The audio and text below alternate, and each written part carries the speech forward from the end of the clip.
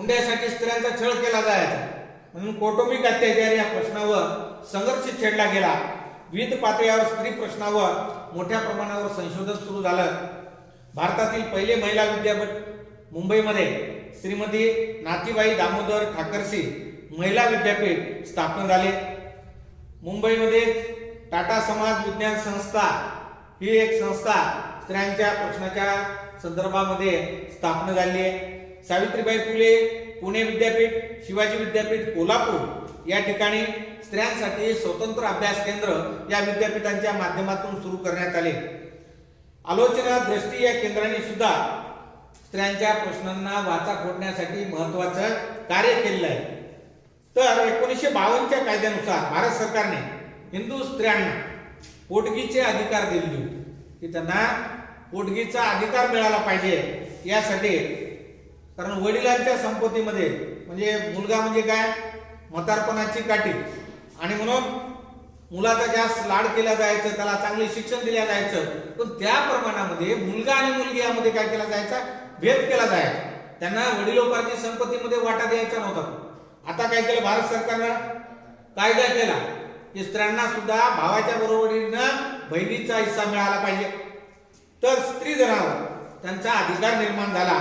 आणि पूर्वी जी भारतामध्ये बहुपत्नीत्वाची जी प्रथा होती ती संपुष्टात येऊन पुरुषाप्रमाणे पुढच्या दशकभरात स्त्रियांच्या संदर्भात एक पाऊल पुढे टाकणारा कायदा, हुंडा प्रतिबंध कायदा सन 1961 अन्वये हुंडा घेणे अथवा मागणे हा फौजदारी स्वरूपाचा गुन्हा ठरवण्यात आला. हुंडा प्रक्रियेचे निर्मूलन करून सामाजिक चळवळीला प्रोत्साहन देण्यात आले. आणि या कायद्यामुळे या हुंडासारख्या अनिष्ट ज्या प्रथा होत्या ज्या समाजामध्ये की वडिलांनी हुंडा द्यायचा कुठे, आणि म्हणून अशा ज्या प्रथा आहेत त्या बंद झाल्या पाहिजे. स्त्रियांना होणारा त्रास हा कमी झाला पाहिजे.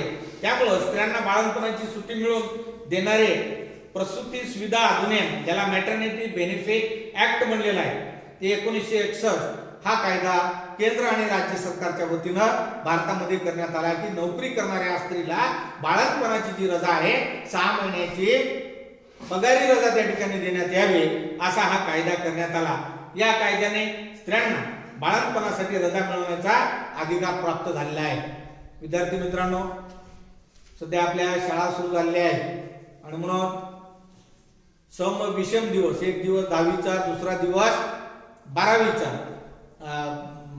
आणि एक दिवस 9वीचा, एक दुसऱ्या दिवशी 10वीचा, एक दिवस 11वीचा, एक दिवस 12वीचा, अशा समविषम पद्धतीनं या ठिकाणी शाळा सुरू झाली आहे. उपस्थिती आपल्या शाळेची चांगल्या प्रमाणात असतं.